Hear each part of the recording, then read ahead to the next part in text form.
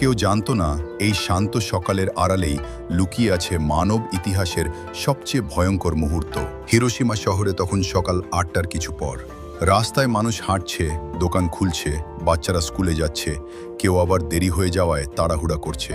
সবকিছু ছিল একদম স্বাভাবিক, একটা সাধারণ দিনের মতোই। হঠাৎ আকাশে একটা ছোট বিমান দেখা গেল। তখন চলছে দ্বিতীয় বিশ্বযুদ্ধ, তাই মানুষ ভেবেছিল এটা হয়তো আরেকটা টহল বিমান। কেউ ভয় পেল না, কেউ আশ্রয় খুঁজল না। তারা জানত না সেই বিমানের ভেতরে আছে এমন এক অস্ত্র যা পৃথিবী আগে কখনো দেখেনি। ওই বিমানের নাম ছিল এনোলা গেই, আর এর ভেতরে ছিল একটা পারমাণবিক বোমা, যার শক্তি ছিল এক শহর ধ্বংস করার জন্য যথেষ্ট। সকাল ৮টা ১৫, বোমাটা নিচে পড়তে শুরু করলো। কয়েক সেকেন্ড, তারপর একটা তীব্র আলো, এত উজ্জ্বল যেন হঠাৎ করে আরেকটা সূর্য জন্ম নিল। আর সেই ১ সেকেন্ডেই সব শেষ। বাড়ি, রাস্তা, মানুষ, সব কিছু আগুনে মিশে গেল।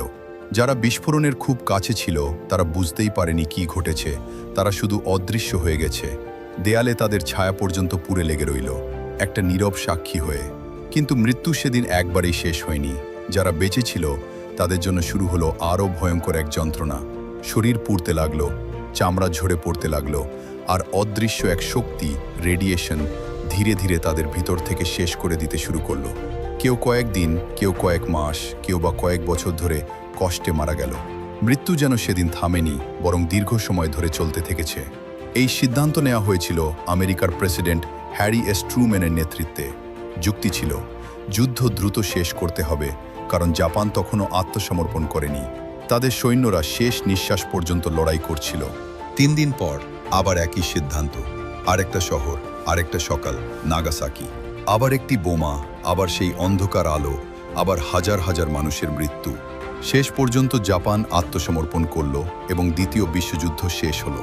কিন্তু সেই সাথে শুরু হলো নতুন এক ভয়, পারমাণবিক অস্ত্রের ভয়। আজ হিরোশিমা আবার দাঁড়িয়ে আছে, নাগাসাকি আবার বেঁচে উঠেছে, মানুষ আবার হাসে, বাচ্চারা আবার স্কুলে যায়, শহর আবার স্বাভাবিক। কিন্তু সেই দিনের ইতিহাস আজও মনে পড়ে।